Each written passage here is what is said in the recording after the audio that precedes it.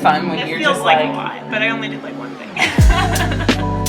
But isn't it fun when you like find something like that and you're just like, the world is opened up to me. Yeah. It's like that guy, the guy in the Renaissance who he like discovered how to like accurately do perspective. Yeah. And he just like locked himself in the basement and was just like, this is what I do now. This is all I do now. I'm just gonna draw things in perspective. That is so funny. People are into these country music ones. Well, because I posted, well, I didn't post it. Somebody else posted a picture. He had bought one and he put it on the back of his like this really cool older Land Cruiser. And I reposted it. I was like, this is the highest compliment you can give one of my stickers. And so other people bought it from that. That's awesome. I just hope we have enough. When you're done packing those, will you tell me how many we have left? Because how many of the country music ones we have left? Because I don't think I have an accurate count on my website.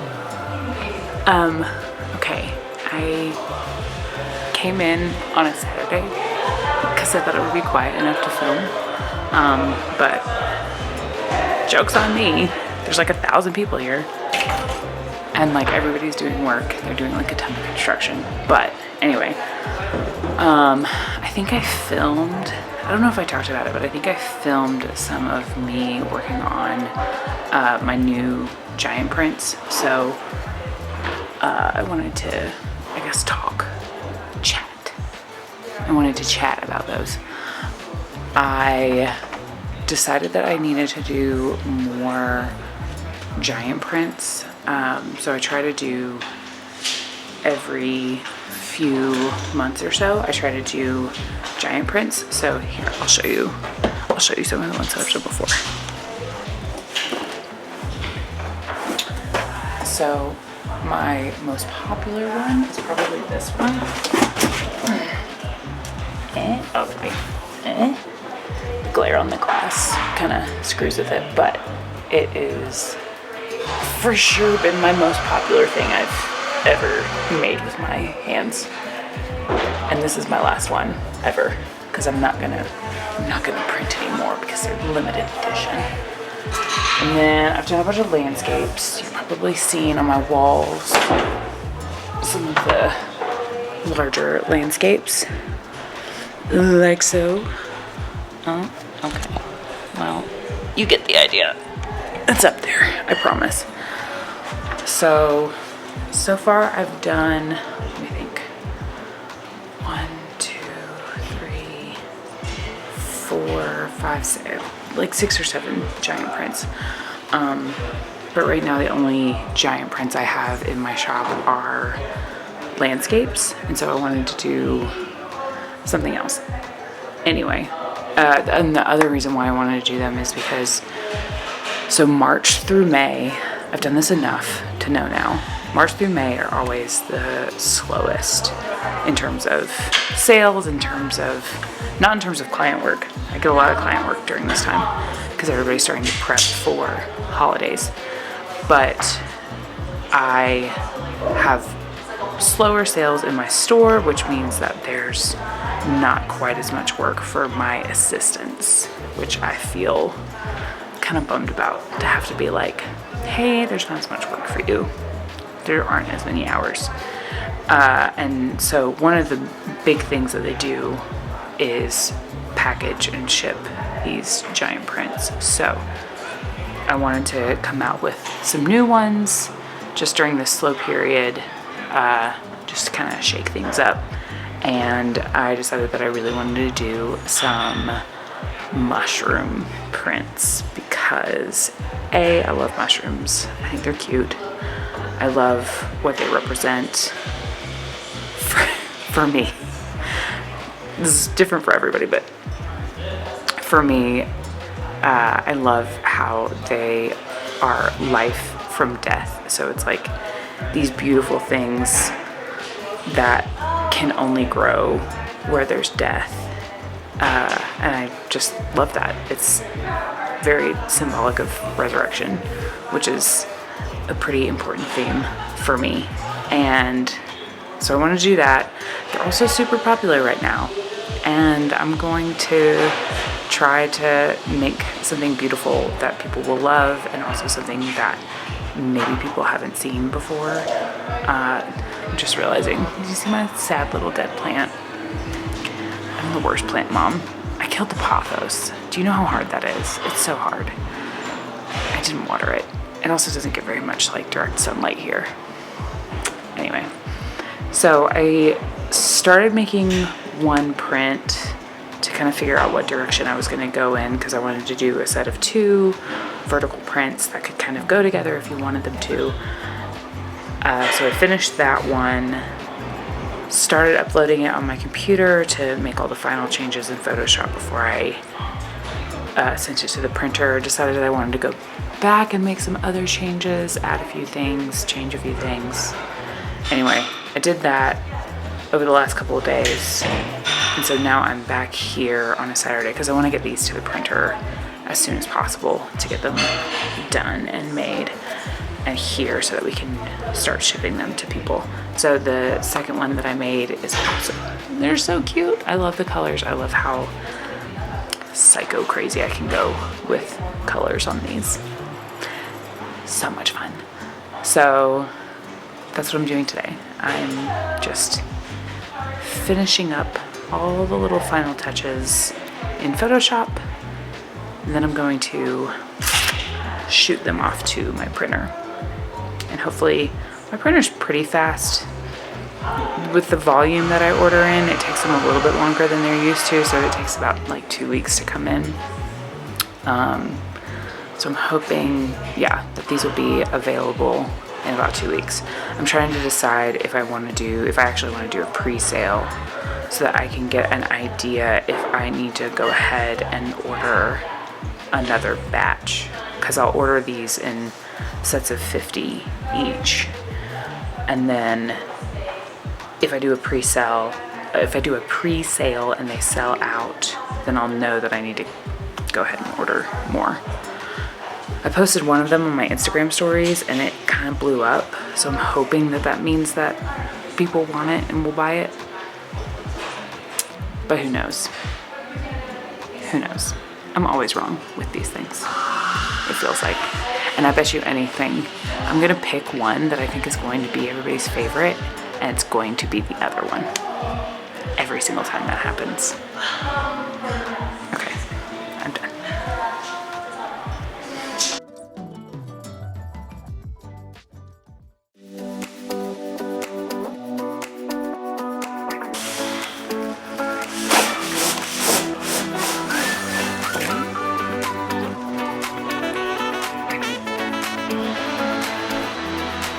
All right, let's see how they look. This is terrifying.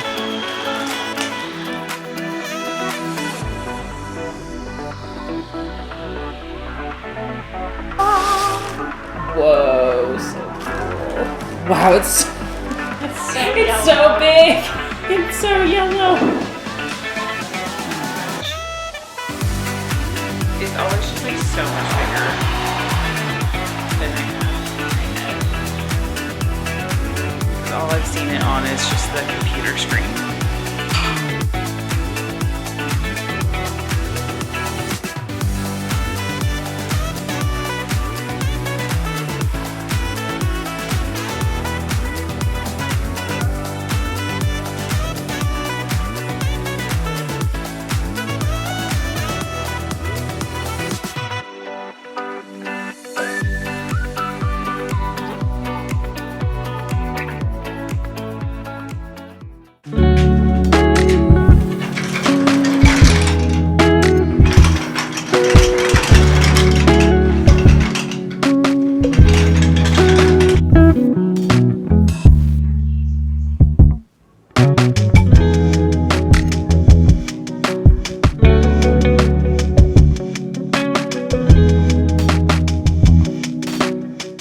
So I was editing this vlog and I realized that I didn't film enough.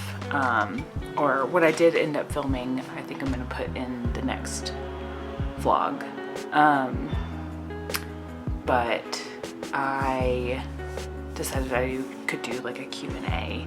So I asked for questions on my Instagram stories and I got a few good ones and I'm just gonna answer them off the cuff.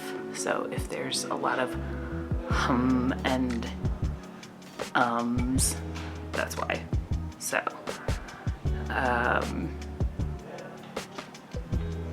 okay, the first one.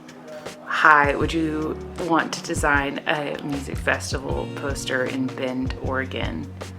Are you asking if I want to go to Bend, Oregon to design a music festival poster, or is that where the music festival is being held? Either way, yes. Yeah, I love doing concert posters. You can see a couple behind me. Yeah, posters are so fun, and it's really cool to have something big like that to have afterwards. Next one, will you be releasing any more giant cactus prints? I am not gonna be getting any more printed.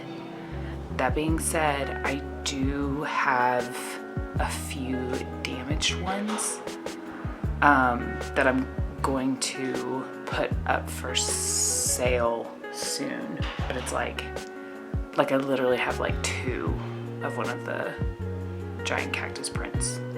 So no, I'm not going to be printing any more of those because they are technically limited edition and I've done 4 editions of them already and I kind of feel bad doing more than that because that means that there's like 200 at least of each one out there in the world, and that kind of starts to feel like less and less and less limited edition. I don't know. Anyway, next question. Oh, my time limit on Instagram is up. All done. I'm just kidding. When did you get into digital design? So my husband is an angel, and for our wedding gift he got me an iPad, and I had been for like years kind of just teaching myself little things in Photoshop and Illustrator, kind of starting in college. So when I was like, 18, 19, because I just, wanted to make something digitally or whatever. So I would teach myself how to do something in Photoshop or Illustrator, or originally it was a program called GIMP, which was like a free vector software. I can't remember what kind of stuff I was making. Anyway, pregnancy heartburn is real. So my husband got me an iPad because he knew how much I loved to draw, but how frustrated I was with like analog art being so limited. Like I would do a painting and then be like, well, this is it. This is the only place where this painting exists, is right here. Because I didn't really know or understand how to do like scanning and printing like that. And I was just really interested in the freedom that digital art allows in some way. So that was in 2017 is when we got married. That kind of got me back into, so I was doing, stuff in Procreate, but then also getting back into Adobe stuff because, Procreate it's limited. You can only get to a certain point. So I was having to go back and relearn all of my Photoshop and Illustrator stuff. So that's the very long answer to that. How did you find your niche or artistic voice? So if you scroll back on my Instagram, you'll see kind of some of my earlier stuff. And it was really good and fun and whatever, but the style that I was kind of going for required me to be spending a certain amount of time on my actual computer, like on my desktop. And I had a baby and I couldn't do that very often because babies don't like it when you're sitting on your computer and not paying attention to them. She was a little bit more okay with me being on my iPad, so I had to figure out a way to create a style that I could go from start to finish on my iPad, as much as that killed me because I love Illustrator and I love doing stuff in vector. I feel like that, if you can create something that has the final look that you want and it's a vector, that is so satisfying to me for some reason. I don't know if anybody else feels that way, but doing stuff on the iPad, especially because vector programs for iPad are so limited. So pretty much everything has to be in raster, which is, if you don't know, raster is like Photoshop, Procreate, those are all pixel-based software. So the image that you end up with is based on a grid. It's based on pixels. So if you zoom in enough, you're gonna see those pixels. If you blow it up enough, you're gonna see those pixels. Whereas a vector-based program is built on geometry and ratios. So all the program knows, say you have a circle, all the program knows is a circle. It doesn't see the circle as a grid. So you can zoom in, zoom in, zoom in, zoom in, zoom in all you want, and you're never gonna see those pixels. So it's harder to create things that way, because every single curve has to be manipulated manually. But it's super satisfying. Anyway, couldn't do that anymore because it took too long. So that is kind of how I found my style. I was like, okay, I know when I've done landscapes in the past, people really like them.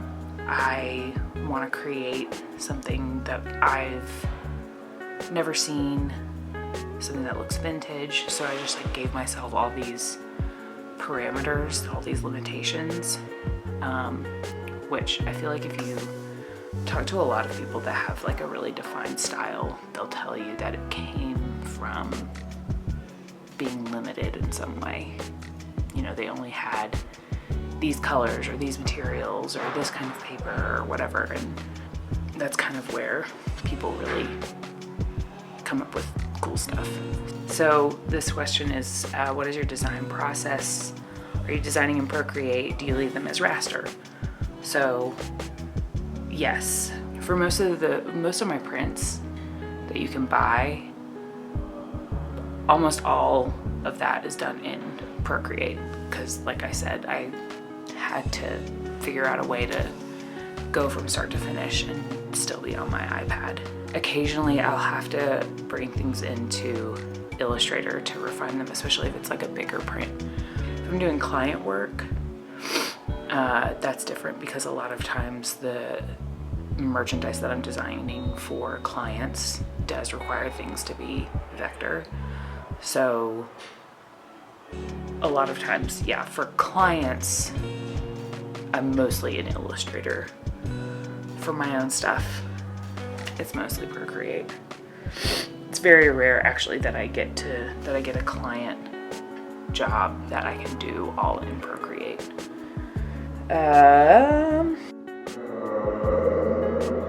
Let's see, how are you enjoying Colorado? We love it. I want to die and be buried here. My husband is from here, so we're so happy to be here, to be near family. You know, there wasn't anything like this. My studio, also by the way, I've moved studios. I don't think it's in this vlog, but it'll be in the next one. I'm in the same building, but it's just a different room, just a different studio room. So we're so happy. I just wish it was closer to my family. My family's all in Georgia. Okay, the last one. Have you always wanted to sell your art? So I have not always wanted to be an artist. I went to school for music business. My undergrad is in music business. Then after that, moved to Savannah, Georgia, where all of my friends were SCAD students or SCAD alumni, and so that was super intimidating because they were all like had gone to school for art, like this really prestigious art school, and I was just like, well, I didn't do that, so I can't be an artist.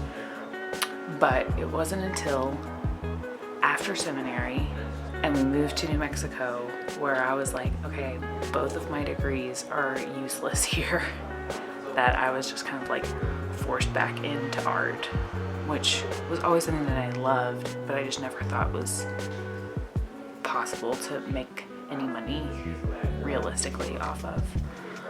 And I was wrong. I should have been doing this from the beginning, probably. My master's, I'm really glad I got. I have a master's in divinity, and it feels like I was walking around without my head screwed on before that, but my undergrad was so pointless. Anyway, okay, that's probably enough.